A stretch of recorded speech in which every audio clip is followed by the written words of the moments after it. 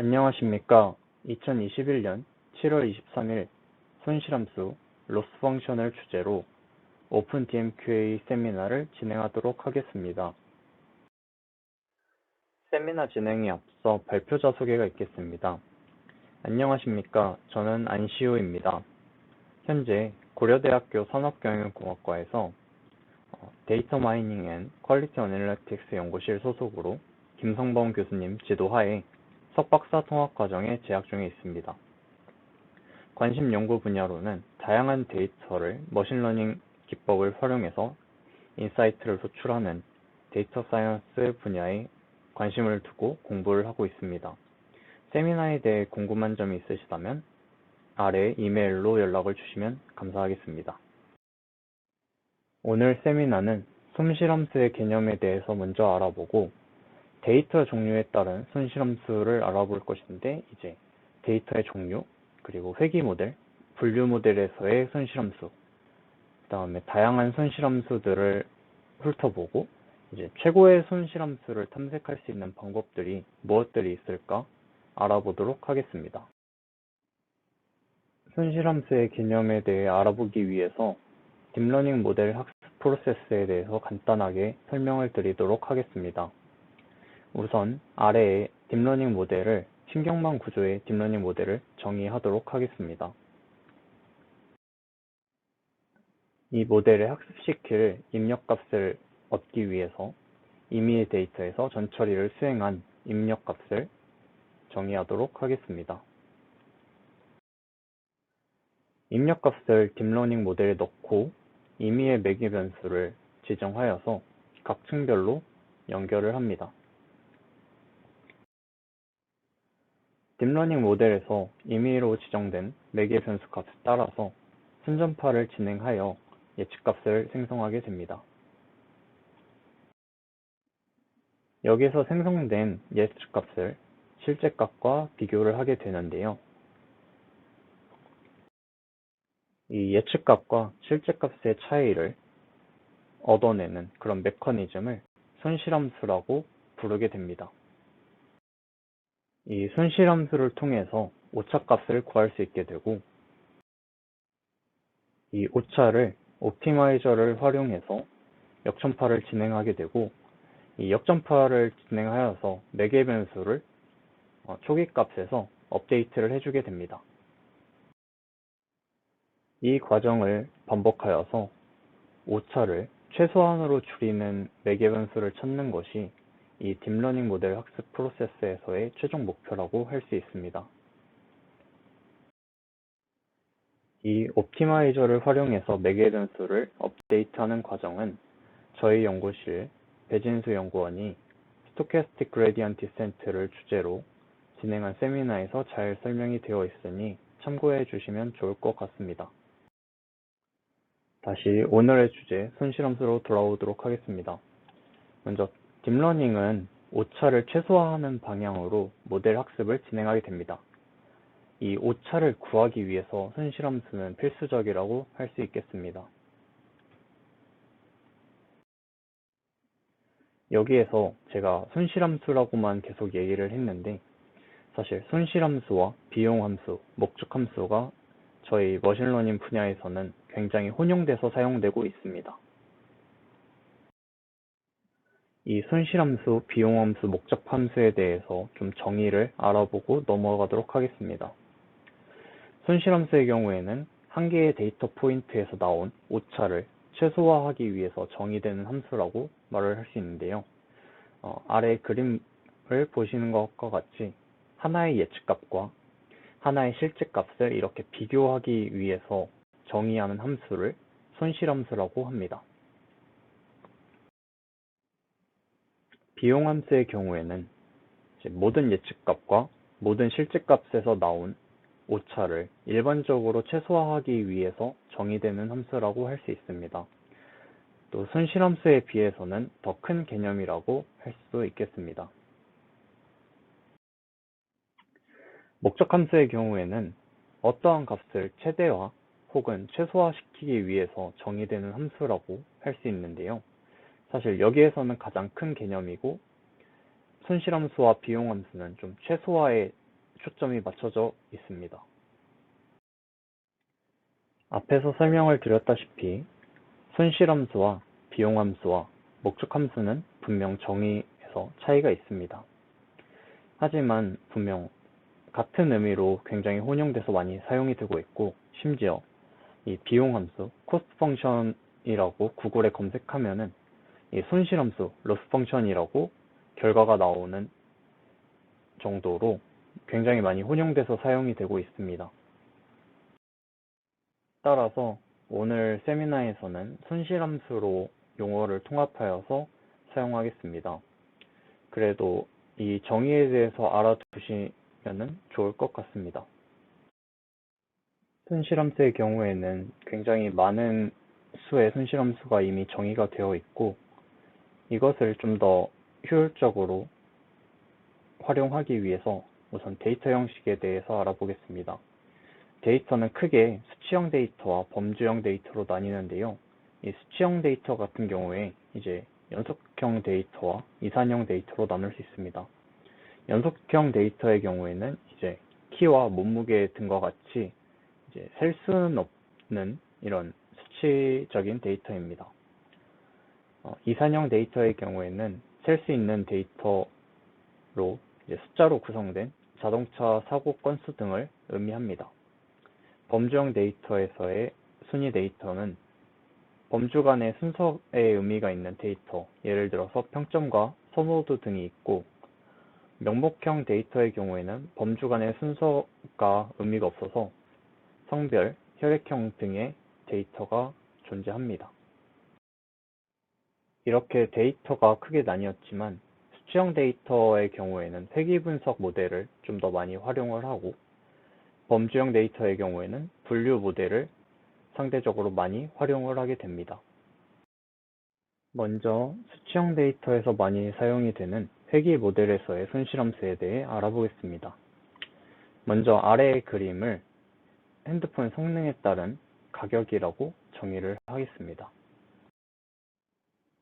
아래의 그림을 회귀 모델로 얘기를 하자면 성능 X에 따른 가격 Y를 예측하여 선 Y-햇을 구하는 문제라고 할 수 있겠습니다. 이때 손실함수를 이용해서 예측값과 실제값의 오차를 도출하게 됩니다. 여기에서 도출된 오차가 음수 또는 양수로 나올 수 있기 때문에 여기서 절대값을 씌워서 이 순수한 오차를 도출하도록 하겠습니다. 여기에서 도출된 값을 전체 데이터에 대해서 적용을 해서 이 오차를 더하고 평균으로 나눈 평균 절대 오차를 도출할 수 있습니다. 이제 오른쪽 그림 같은 경우에는 이 평균 절대 오차의 그래프입니다. 이 그래프를 보시면 아시겠지만 미분이 불가능하다는 그런 단점이 존재합니다. 이제 평균 절대 오차가 계산 자체가 불가능한 것은 아니지만 더 좋은 결과를 얻기 위해서 일반적으로 평균 제곱 오차를 사용합니다. 여기서 절대값이 빠지고 제곱이 들어간 모습을 보실 수 있습니다. 이렇게 표현한 그래프를 이제 여러 번 학습을 진행하여서 이렇게 더 좋은 모델로 학습이 진행된 모습입니다. 다음으로는 분류 모델에서의 손실함수에 대해 알아보도록 하겠습니다. 사진에 있는 캐릭터 이름을 분류하는 모델을 정의하겠는데요. 이 아래에 보시면 짱구의 그림이 인풋으로 들어가고 이 입력값으로부터 모델을 거치면은 짱구라는 예측값이 나오게 하는 모델을 만들어 보도록 하겠습니다. 순전파를 한번 진행한 모델에서 나온 예측값을 이렇게 표현을 하였고, 이 오른쪽의 실제값은 원합 인코딩을 통해서 짱구가 정답이기 때문에 짱구에 1을 주고 나머지는 0을 준 모습입니다.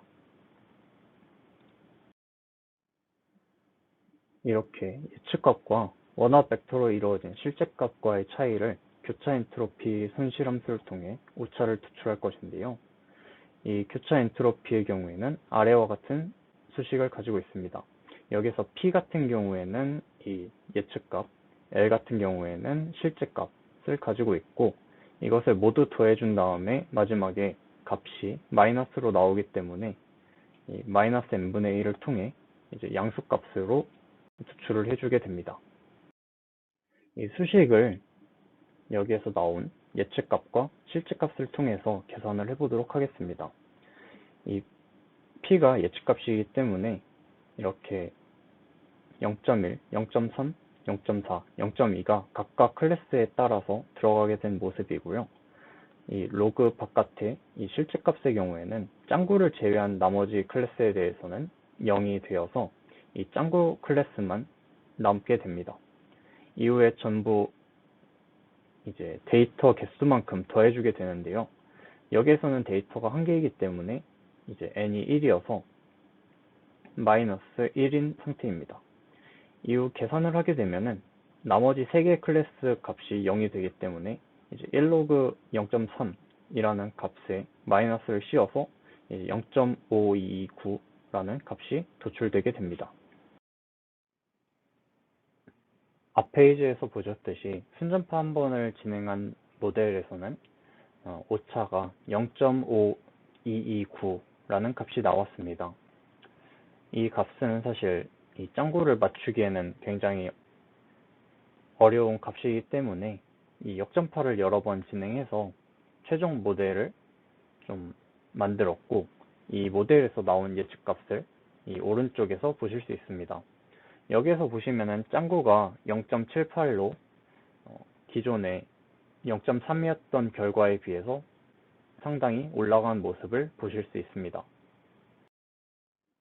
이렇게 학습이 완료된 예측값과 원화 벡터로 이루어진 실제값과의 차이를 이렇게 손실 함수를 통해서 다시 오차를 도출해 볼 것인데요. 아까와 같이 이 세 클래스에 대해서는 0이기 때문에 이 짱구 클래스에 대해서 이렇게 계산이 된 모습을 볼 수 있습니다. 계산이 되면은 마이너스로 나오기 때문에 양수로 변환을 하면은 이제 0.1079라는 오차가 도출되게 됩니다.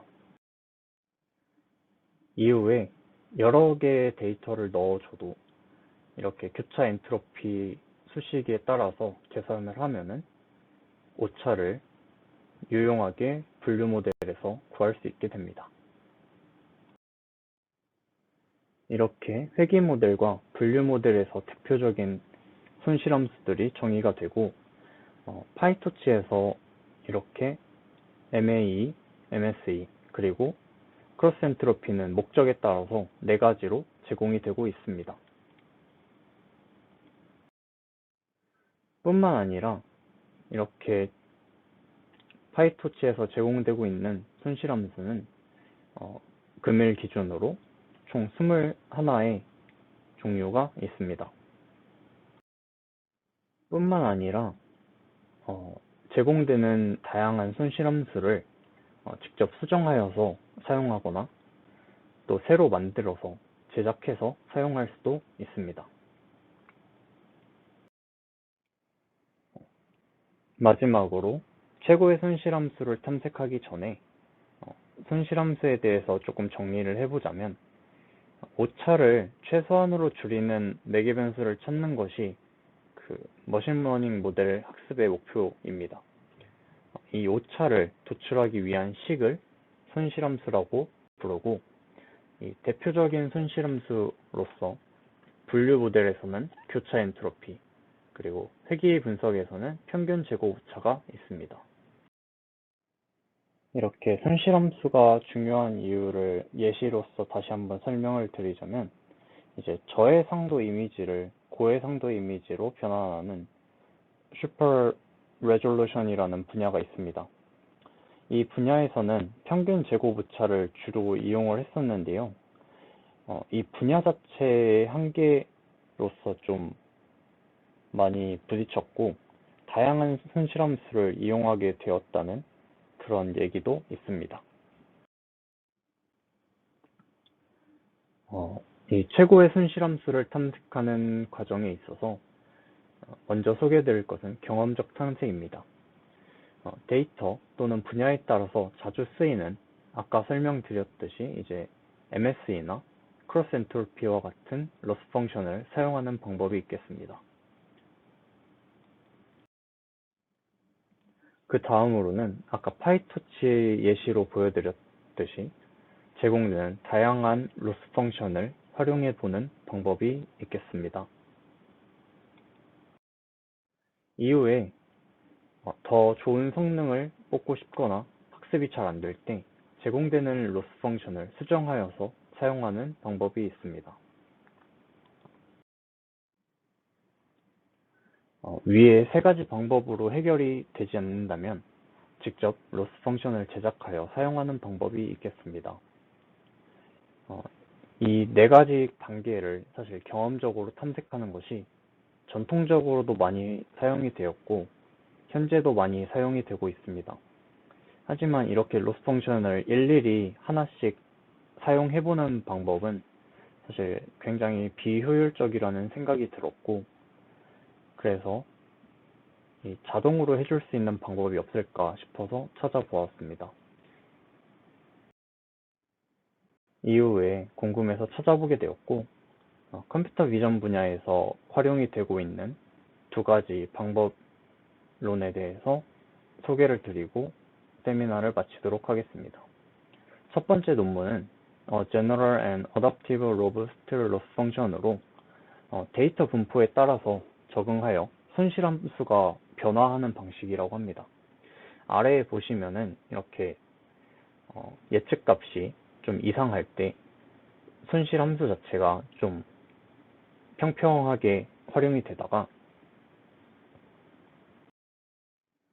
이상치를 거르고 중요한 데이터에 맞춰서 학습을 할 수 있도록 진행을 한다고 합니다. 그래서 이 이상치 세 가지에 대해서는 좀 가중치를 줄이고 여기에 좀 더 중요한 데이터들에 맞춰서 학습을 해서 오른쪽과 같은 그래프를 그린다고 합니다. 그래서 본 논문에서는 영상에서 깊이를 추정하는 모델의 성능을 높인 예시를 들면서 아래와 같은 그림을 제시하였는데요. 이 인풋으로 도로 그림을 보여주면은 이제 맨 아래에 와 같이 색깔로 표현해주는 이런 깊이를 색깔로 표현해주는 그런 모델입니다. 처음에 이 베이스라인 모델의 경우에는 되게 어디가 정확하게 깊은지 알기가 굉장히 그라운드 트루스에 비해서 어려웠지만 이 본 논문에서 이 로스 펑션을 활용한 모델 같은 경우에는 아래 이제 그라운드 트루스에 좀 더 가깝게 표현되는 모습을 볼 수 있습니다. 다음 논문은 AM, LFS, AutoML for Loss Function Search라는 제목을 가진 논문입니다. 이 논문은 강화학습을 이용하여서 학습 과정에서 최적의 손실함수를 찾는 방식이라고 합니다.